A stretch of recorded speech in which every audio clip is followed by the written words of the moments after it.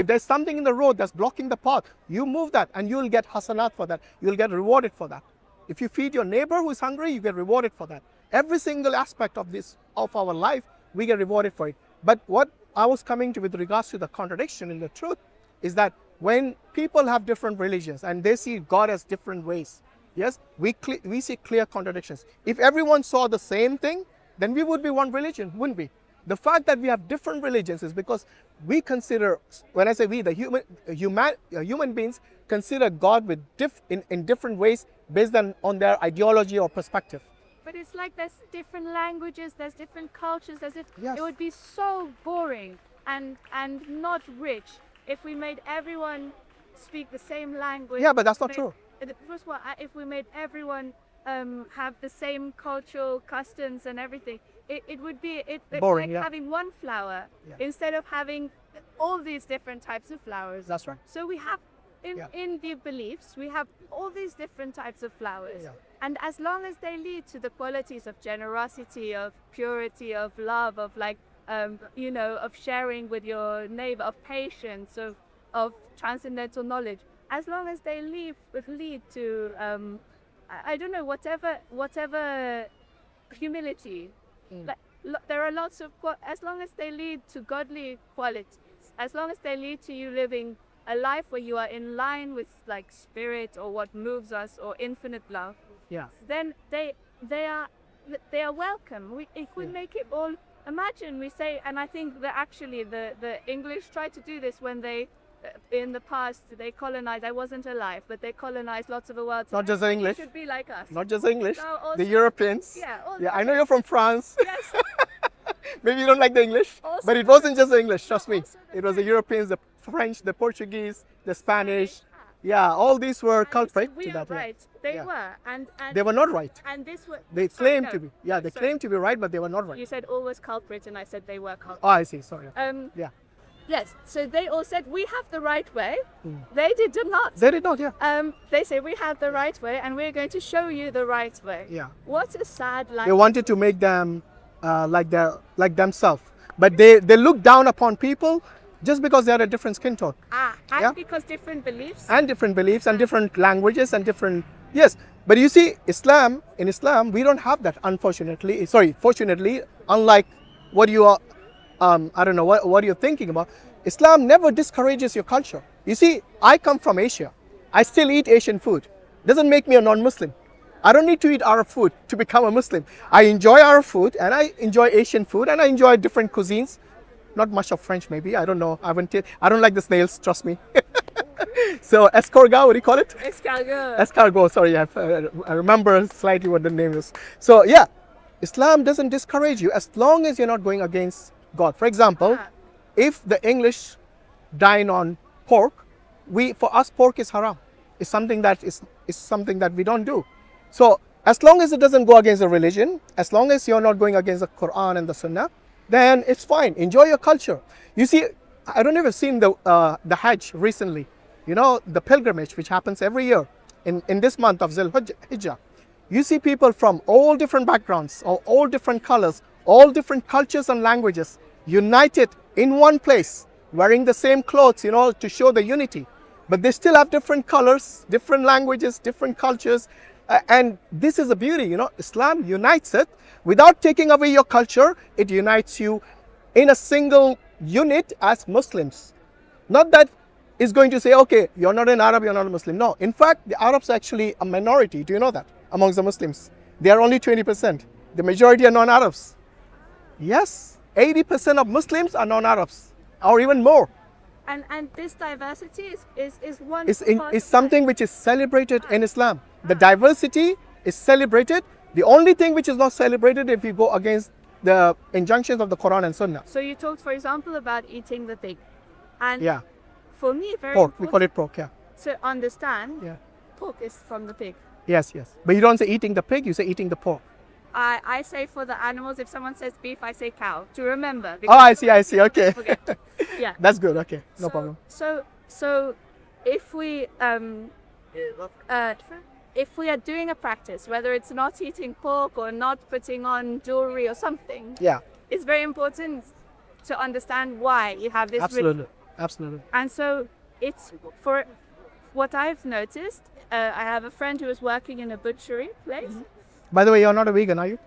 No, You're not. You vegetarian? I Do you eat meat? at the moment, because I depend on people for food, I accept what they give me. Oh, what do you mean you depend on people for food? Are you some sort of a monk? I just live my life that I depend on. You're a monk.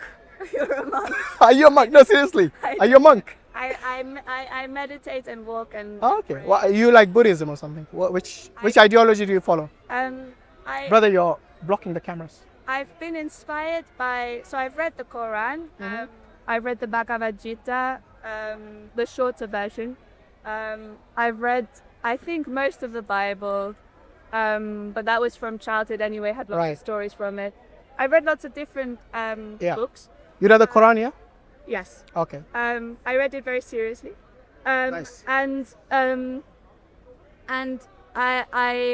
I've read Buddhist texts, and I found that the specifically about suffering, what they talk about Buddhism and suffering, I In found Buddhism? very interesting. Yeah, they Buddhism, have like yeah. 4 points about suffering, called the 4 Noble Truths. I find that very interesting to follow in my meditation, because it's not saying you have to believe this or not. Like, it's just, you have some suffering in your life. I have. So what are the 4 points? The first point is that there is suffering. Yes, we know that. Then that there is an origin of suffering, which is hanging on to desire. And then that there is a way out of, like an end of suffering, where you let go of this, like the habits you were talking about, or the desires that stop you. There's an end of suffering. And the 4th one, that there is a way out of suffering, which involves wisdom, morality, and concentration. Okay. Sorry, when you say end of suffering would be death, at least in this world. So that can be an understanding, but I think when you're alive, you can be totally at peace and still have lots of pain, but not suffer. Yeah, but pain is part of suffering.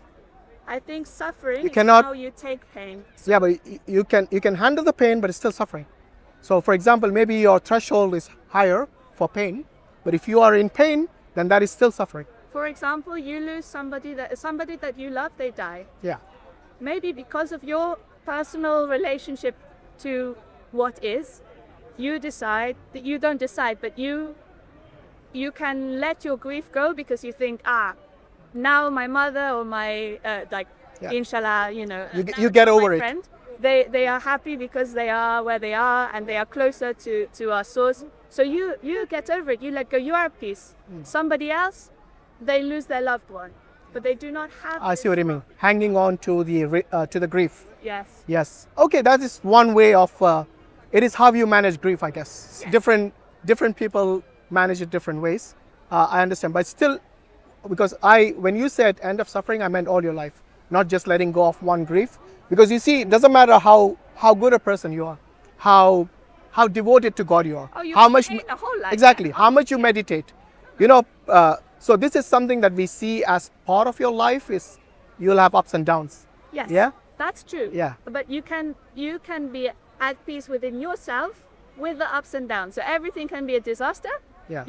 Your hand can be cut off tomorrow. Everybody, as long as they're alive, they can have quite big pain. Yeah. But how you are with that cut How you deal with it. Yeah. is very different. Absolutely. So that's just the Yeah. And what was the last point? The fourth one? The 4th one is that there's a way out of suffering, and the way is, so the 3rd was just that the suffering ends. Yeah, but we qualified that, but let's move Yes. on. Yeah. So the 4th one is the way out of suffering, which is with wisdom, morality, and concentration. Right. Who decides what's moral or immoral? No, so Is it subjective or is it objective? well, do you know this thing you talked about? Yeah, the fitra. The fita. Did I say it right? Yeah. Okay. That is in us. That is a good indicator.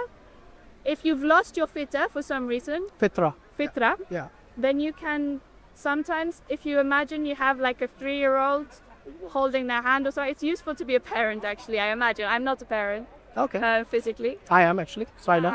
So maybe it's useful to have children because you can see through their eyes and you think, Yeah. even if you cannot find your fitra, you see, this is not quite right for But my child. would you say it's subjective? For example, good and bad is subjective for people, isn't it? What might be good for you might be bad for someone else. But if you consider the whole of life, so if You know, earlier I asked you if you were a vegan or vegetarian. So a vegan and vegetarian, they would be completely frowning upon anyone who eats meat. yes, Yeah? So I have been vegetarian like 10 years in my life. I know, but you still eat meat, don't you? Now I eat meat. Yeah, that's what I'm saying. So someone who looks at your lifestyle and your dietary habits, they're going to be appalled by it.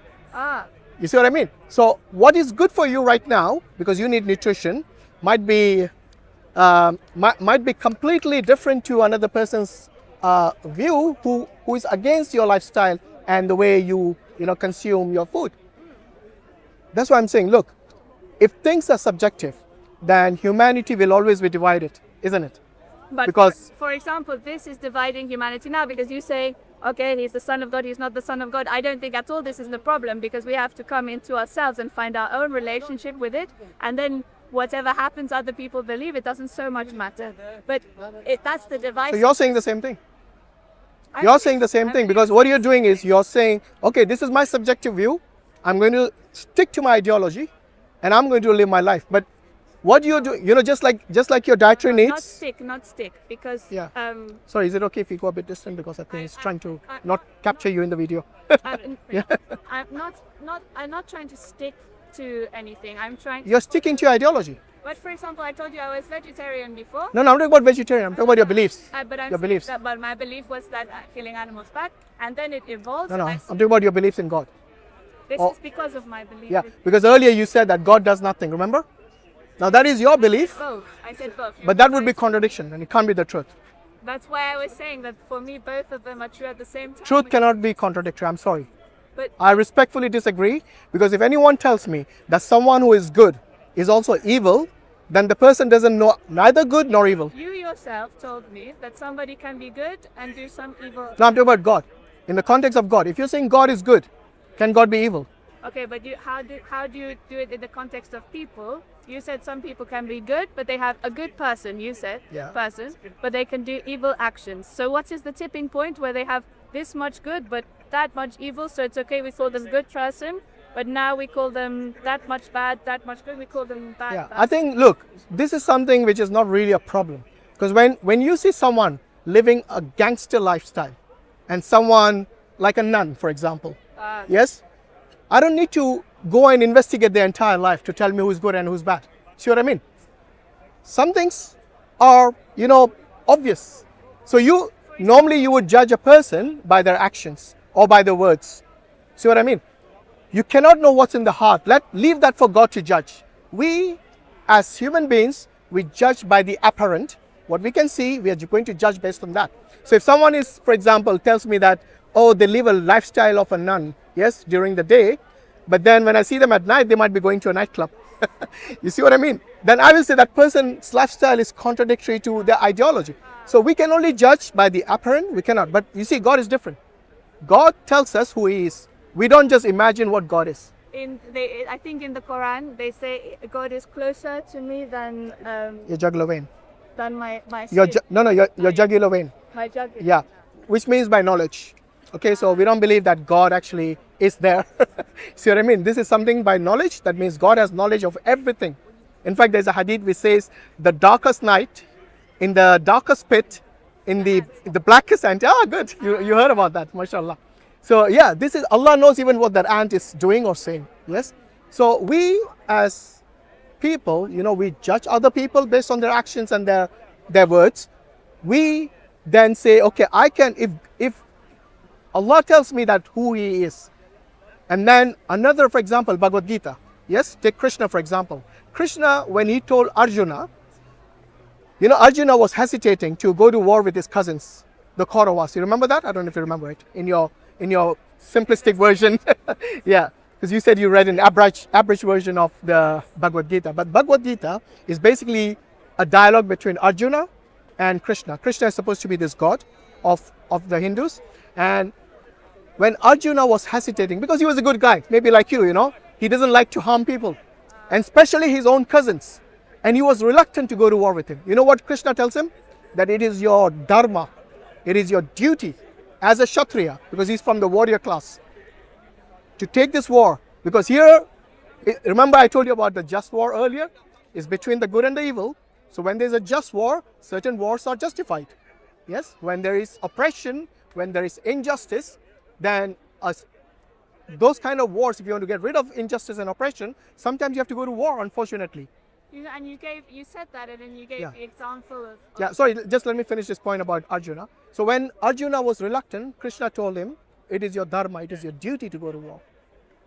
So you see what I mean? Even within Hinduism, when they don't believe, most Hindus today want to be vegans and vegetarians. Yes? But here Krishna is actually justifying killing of human beings. And this is related to the Mahabharata war. You heard of Mahabharata?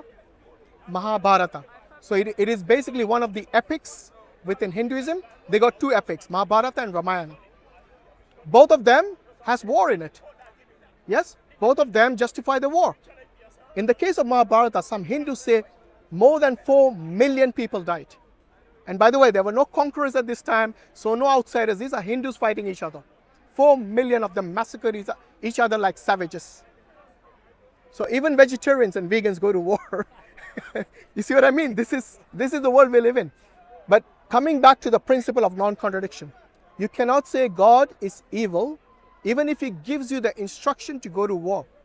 You know why? Because that war he's instructed you is something which is justified in that scenario. How else? If 4 million people die. No, I'm not talking about Mahabharata. Sorry, I'm not talking about that. Imagine. I'm giving you a general view about a war. For example, if there is a small nation which has been oppressed by a larger nation, more powerful nation, as we see in Gaza today, you know, being massacred and genocide and all that, yes, then it is justified in the case of God, because God, if you look at the Old Testament, which was given to the Jews, they were instructed to massacre the Canaanites. See what I mean? So justified wars were always there, but sometimes these wars were not really justified. Sometimes they would attribute this saying, oh, God told us to go and fight a war, when it was their own desire to go and fight a war because of their own benefits or whatever. But what I'm saying is that in the case of God, you cannot say that he's someone who is evil, because this war which you're saying is actually stopping the evil. What is the evil here? When a larger nation oppresses a smaller nation and commits evil against them, killing their women and children left and right with impunity, then God would intervene in such cases, and he would instruct people who follow him to go and rescue that nation. And this is what we see in the Old Testament all the time. Yeah. In the wars, we are using bombs, and we are using like lots of different weapons and lots of and our own bodies to hurt other people now. Yeah. But we're using, like, we take the earth as if it's just for us to take. How else will you stop someone like Hitler, who's coming to annihilate France and Britain? Me personally. Yes, what would you do when Hitler was here? Yeah, on my knees, and I would pray, and I would say. And he would shoot you in the head, then what would you do? The nation is still suffering. I would be at peace with myself because I give all of my best. And how do you know he would shoot me? Because who I would be asking Because he for did. protection would be love. No, he did actually. And if he did, then I would at least be in line with what I don't think you understand the thinking of a dictator. I don't think you understand it, because you asked. if I he didn't say what was right or wrong. I no, said no, that but I would you actually agree with the millions of people that he killed? You wouldn't agree, would you? I don't think that. Why do you we think- need to kill each other? No, I agree. We don't need to. That is why I gave you that ayah from chapter 5, verse 32. That if you kill one man unjustly, it is as if you kill the whole of mankind. But then there are evil people like Hitler who would commit atrocities, and that is the reason all the Europeans marched against him, and the Russians. They marched against him to get rid of that evil. Because if you let him continue his way, then he would have massacred a lot more people. How else? You know, you can't just look. Sometimes you cannot rationalize with people who are irrational. If someone is in front of me, right? If Yeah. someone is in front of me and they are actively hurting somebody, I can interfere as much as I can. Maybe I get killed, but I can When you interfere, you mean you would use force? Force. Okay, that's exactly what I'm saying. So you're agreeing with me? Yeah. Not entirely. I'm not saying Depends on unjustly. how and what Yeah, yeah. and why. Look, I'm not saying you just go and to war for no reason. I'm saying that's why I said just war is something that we have to take into account as a last resort.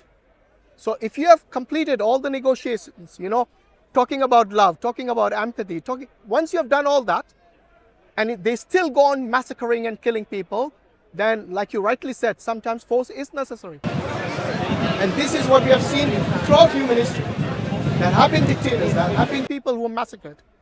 But the thing is, if nobody stops them, they go on killing. For us, the right thing to do would be, if you have the power, then you stop them. And this is also from the hadith of the Prophet, peace and blessing be upon him. He told us there are 3 ways you can actually, go about doing something when you see something wrong. So if you see something wrong or evil, you stop it with your hand. That means with your power, with your ability, physically. If you cannot do that, that means you don't have that ability, then you speak out against it. So you do it with your tongue. And if you still can't do that, then the least of the iman is that at least you consider it bad in your heart. Because to acknowledge evil is the first step. If you do not acknowledge it, then it loses all meaning of good and evil. And that's why I said,